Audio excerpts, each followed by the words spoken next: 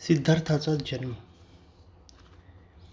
इसवी सन पूर्व 6व्या शतकात उत्तर भारतात अनेक राज्ये होती. ज्या राज्यात राजाची सत्ता असे त्या राज्यांना ध्यानपद असे संबोधित, आणि ज्या राज्यात राजाची सत्ता नसे पण प्रतिनिधित्व असे त्या राज्यांना संघ किंवा गणराज्य असे म्हणत. त्या काळात कपिलवस्तूचे शाक्य, वैशालीचे लिच्छवी आणि रामग्रामचे कोलिया ही गणराज्य होती. शाक्य राजा शाक्याचे अनेक राजवंश होते. त्यांना परंपरेने आळीपाळीने राज्यपद मिळे. त्यानुसार शाक्य राजाचे राजपद शुद्धोधनाला मिळालेले होते. शाक्य हे शेतीप्रधान, सधन व वैभवशाली राज्य होते. कपिलवस्तू ही त्या राज्याची राजधानी होती. तेथे शुद्धोधन राजा राज्य करीत होता. शुद्धोधन हा मोठा पराक्रमी लोकप्रिय राजा होता. त्याचा विवाह रामसंग्रामाच्या कोलियाच्या अजय राजाची कन्या महामाया हिच्याशी झाला. त्यानंतर शुद्धोधन राजाने महामायेची बहीण महाप्रजापती गौतमी हिच्याशी दुसरा विवाह केला. काही दिवसांनी महामाया गरोदर राहिली. ती बाळंतपणासाठी आपल्या माहेरी जात असताना वाटेतच लुंबिनी वनात प्रसूत होऊन पौर्णिमे दिवशी इसवी सन पूर्व 563 मध्ये सिद्धार्थाचा जन्म झाला. त्यानंतर महामाया आजारी पडली. त्या आजारातच तिचे निधन झाले. त्यावेळी बाळ सिद्धार्थ फक्त 7 दिवसाचा होता. महामायाच्या मृत्यूनंतर सिद्धार्थाचा सांभाळ सावत्र आई महाप्रजापती गौतमीने केली. तिलाही नंद नावाचा मुलगा होता. एक दिवस अशित मुनी शुद्धोधन राजाला भेटण्यासाठी कपिलवस्तूला आले असताना त्यांनी सिद्धार्थ बाळाला पाहिले आणि बाळाचे ते रूप व तेज पाहून ते चकित झाले. असित मुनी म्हणाले, राजन, हा मुलगा पुढे चक्रवर्ती सम्राट तर होईल किंवा एक महान संन्यासी तरी होईल. असे असित मुनीचे भविष्य ऐकून शुद्धोधन राजा चिंतेत पडला. आपला मुलगा चक्रवर्ती सम्राट व्हावा अशी राजाची इच्छा होती. म्हणून शुद्धोधन राजाने सुरुवातीपासूनच काळजी घेतली होती. सिद्धार्थाला नंद हा सावत्र भाऊ, तसेच महानाम, अनिरुद्ध व देवदत्त हे चुलत भाऊ होते. त्यांचा शिक्षणासाठी राजाने सुबामित्र या विद्वान पंडितांची नेमणूक केली. त्यावेळी सिद्धार्थ 8 वर्षाचा होता. सिद्धार्थ मुळात बुद्धिमान असल्यामुळे तो शिक्षणाच्या सर्व क्षेत्रात इतर भावांपेक्षा तरबेज झाला.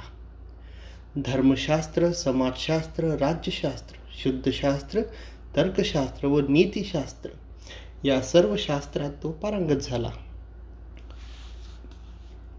कधी कधी सिद्धार्थ आपल्या शेतावर जात असे, बागेतून फिरत असे, निसर्गाच्या सानिध्यात रमत असे. पण शेतात काबाड कष्ट करणाऱ्या मजुरांची स्थिती पाहून तो दुःखी कष्टी होत असे. त्यांच्याबद्दल विचार करीत असे. आणि एक दिवस सिद्धार्थ बागेत विचार करीत बसला असताना एक हंस पक्षी चित्कारत त्याच्या समोर पडला. पक्षाच्या शरीरात बाण शिरला होता. तो तडफडत होता, चित्कारत होता. त्यांच्या जखमेतून भळभळ रक्त वाहत होते. तो हंस पक्षी भीतीने थरथरत होता. या पक्षाला शरीरातील बाण काढला. पक्षाला पाणी पाजले, त्याची जखम धुवून घेतली व आपल्या अंगावरील शेल्याने पुसून काढली आणि त्याच्या अंगावरून प्रेमाचा हात फिरवला. या बिचाऱ्या पक्षाला हा बाण कोणी मारला असावा, त्याचा विचार करी सिद्धार्थ उभा असताना देवदत्त तेथे दत्त म्हणून येऊन उभा राहिला व सिद्धार्थाला म्हणाला, ही शिकार मी केली आहे, तेव्हा माझी शिकार मला दे. तेव्हा या निरपराधी पक्षाची शिकार तू का केलीस? याने तुझा काय अपराध केलाय? सिद्धार्थाने देवदत्ताला प्रश्न विचारला. शिकार करणे हा क्षत्रियाचा धर्म आहे. मी शिकार केली आहे, तेव्हा माझी शिकार मला दे. देवदत्तने पक्षावर आपला हक्क सांगितला. निरपराधी मुक्या प्राण्यांची हत्या करणे हा क्षत्रियाचा धर्म नसून प्राणीमात्राचे रक्षण करणे हा क्षत्रियाचा धर्म आहे. मी या पक्षाचा प्राण वाचवलेला आहे, याचे संरक्षण केले आहे, म्हणून या पक्षावर माझा सर्व अधिकार आहे. तेव्हा तुला हा पक्षी मिळणार नाही, सिद्धार्थाने देवदत्ताला स्पष्ट सांगितले. त्यावेळी दोघांमध्ये वाद झाला. तो वाद देवदत्ताने दरबारात नेला. शुद्धोधन राजाने दरबारातील प्रमुखांनी देवदत्ताचे व सिद्धार्थाचे म्हणणे ऐकून घेतले. त्यानंतर त्यांनी निर्णय घेतला, पक्षाचा प्राण घेणाऱ्यापेक्षा त्याचा प्राण वाचवणाऱ्यांचा या पक्षावर हक्क आहे, म्हणून हा पक्षी देवदत्ताला मिळणार नाही. या पक्षावर सिद्धार्थाचा हक्क आहे. तो निकाल ऐकून देवदत्त चिडला व रागारागाने दरबारातून निघून गेला. तेव्हापासून देवदत्त सिद्धार्थाचा द्वेष करू लागला. पण सिद्धार्थाने देवदत्ताचा कधी द्वेष केला नाही की त्याच्याशी कधी शत्रुता केली नाही. सिद्धार्थ हा विचारी, विवेक, संयमी, शांत व क्षमाशील होता. त्या स्वभाव धर्मामुळे व परिस्थितीमुळे सिद्धार्थ पुढे एक महान संन्यासी बनला आणि जगाला त्याने सन्मार्ग दाखविला.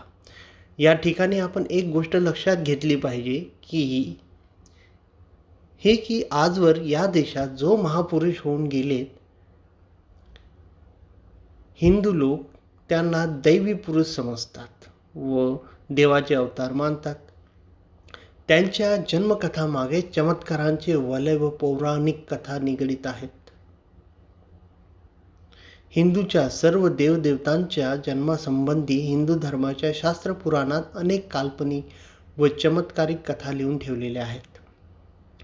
तशाच प्रकारच्या सिद्धार्थाच्या जन्माबद्दलच्या चमत्कारिक तथा बौद्ध धर्माच्या त्रिपिटकातील जातक कथात पाहावयास मिळतात. त्या कथावर आज बुद्धिवादी व विचारी माणूस मुळीच विश्वास ठेवणार नाही, कारण त्या कथा विज्ञानाच्या शास्त्रीय कसोटीला उतरत नाही किंवा बुद्धीला पटत नाही. त्या काळात काही कावेबाज ब्राह्मण बौद्ध भिक्षुक म्हणून बौद्ध धर्मात शिरले. त्यांनी महात्मा बुद्धानंतर बौद्ध धर्मात महायान पंथ निर्माण केला आणि भगवान बुद्धाच्या तत्त्वज्ञानाचा विपर्यास केला. महायान पंथीय भिक्षूंनी आपले स्वतःचे विचार बुद्धाच्या नावाने खपविले, बुद्धाला देव बनवले, त्याचे हिंदूकरण केले आणि बौद्ध धर्म विकृत बनवला. इतकेच नव्हे तर त्यांची बुद्धाच्या जन्माबद्दलच्या अनेक चमत्कारिक व बनावट कथा बनविल्या आणि त्या त्रिपिटकाच्या धम्मग्रंथात घुसळल्या. त्या जातक कथा म्हणून प्रसिद्ध आहेत. त्यावर काही बौद्ध आजही विश्वास ठेवतात. त्या जातक कथा भगवान बुद्धानंतर महायान पंथीय बौद्ध भिक्षूंनी त्रिपिटक ग्रंथात घुसडवल्या आहेत. त्या कथा बनावट आहेत.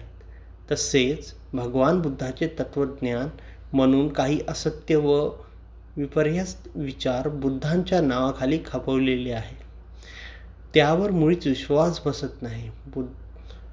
बौद्ध धर्मातील ज्या गोष्टी, तत्त्वज्ञान व विचार आपल्या बुद्धीला पटत नाहीत, शास्त्रीय कसोटीला उतरत नाहीत, ते भगवान बुद्धाचे नव्हेत, असे डॉ. बाबासाहेब आंबेडकरांनी आपल्या बुद्ध आणि त्यांचा धम्म या ग्रंथात म्हटलेले आहे. तेव्हा सच्चा बौद्धांनी सिद्धार्थाच्या जन्माबद्दल ज्या चमत्कारिक कथा पूर्वी त्रिपिटकात लिहून ठेवलेल्या आहेत, बुद्धाला देवाचा अवतार केले आहे, यावर मुळीच विश्वास ठेवू नये.